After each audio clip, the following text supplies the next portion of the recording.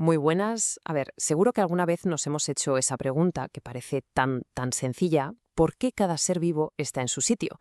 O sea, ¿qué reglas invisibles hacen que un oso polar viva en el hielo y una palmera, pues, en la playa? Hoy vamos a tirar de ese hilo para desentrañar este misterio.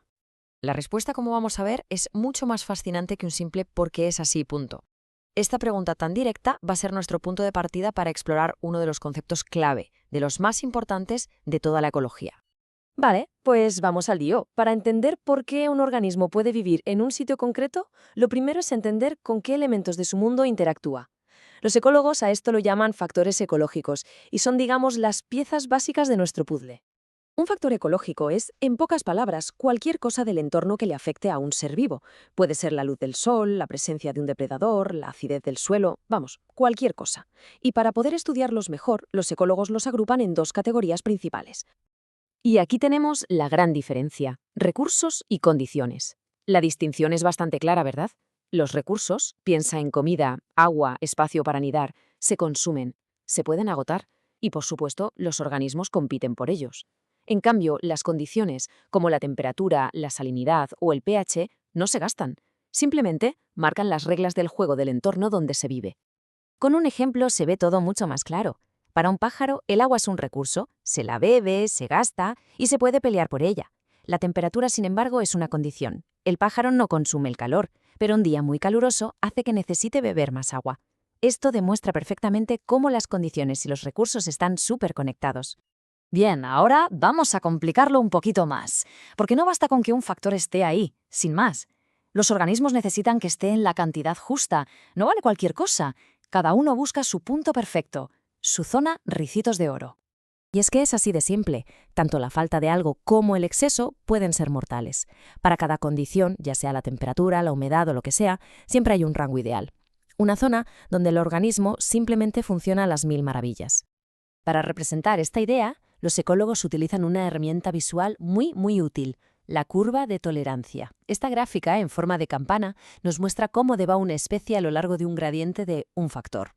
Justo en el pico de la campana, ahí está el punto óptimo.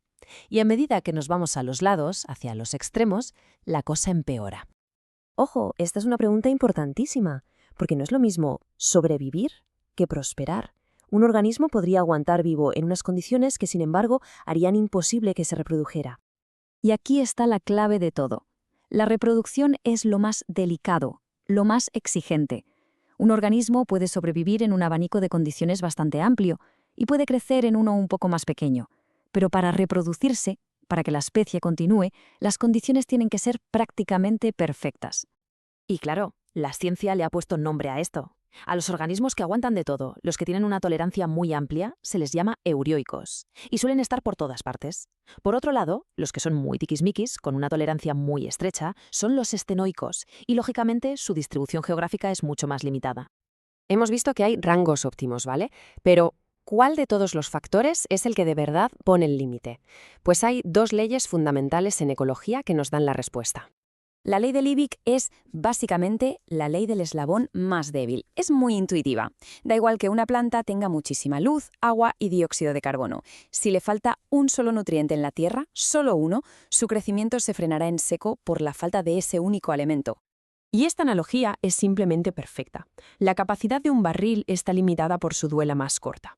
Imaginemos el barril. Podemos echar agua sin parar, pero nunca se va a llenar más allá de la tabla más bajita. Esa tabla, ese es nuestro factor limitante.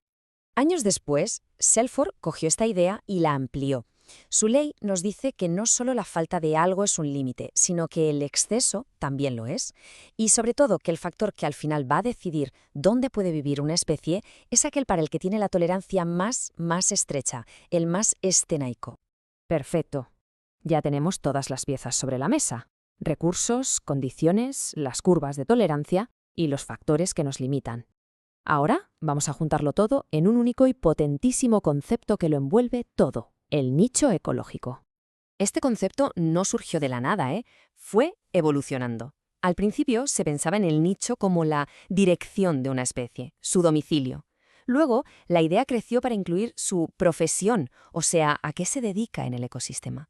Y finalmente llegó Hutchinson y lo unificó todo en una especie de currículum vitae multidimensional.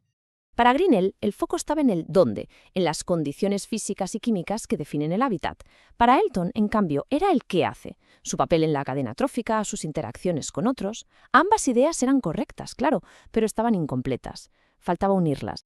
Y aquí llega la definición moderna, la de Hutchinson. Suena un poco a ciencia ficción, hipervolumen n-dimensional, pero vamos a desmontarla. En el fondo, no es más que la suma de todos los factores, tanto los recursos como las condiciones que una especie necesita para poder existir a largo plazo. La idea del hipervolumen es una abstracción, claro. Pensemos, si la temperatura es una línea, un eje, y la humedad es otro eje, ya tenemos una aira, un plano en 2 dimensiones. Si ahora añadimos el pH, ya tenemos un volumen en 3 dimensiones. Bueno, pues si seguimos añadiendo cada uno de los factores que importan, acabamos con un espacio de n dimensiones que define los límites exactos para la vida de esa especie. Eso, ese espacio abstracto, es un nicho. Pero Hutchinson añadió una última distinción, y esta es absolutamente crucial. Una cosa es el nicho potencial o fundamental, que es todo el abanico de condiciones donde una especie podría vivir si estuviera sola en el mundo. Y otra muy distinta es el nicho realizado, que es el espacio que ocupa de verdad cuando tiene que competir con otros.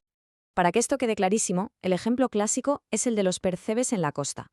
Hay una especie, Thalamus, que si la pones en un laboratorio sin competencia, puede vivir felizmente por toda la roca, desde la zona alta y seca hasta la baja y húmeda. Ese sería su nicho fundamental. Pero claro, en la naturaleza no estás solo. Hay otro percebe, Semibalanos, que es un competidor mucho más fuerte en la zona buena, en la de abajo.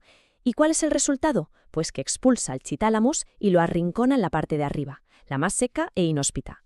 El trocito de roca que Chithalamus ocupa de verdad es mucho más pequeño de lo que podría. Ese trocito es su nicho realizado.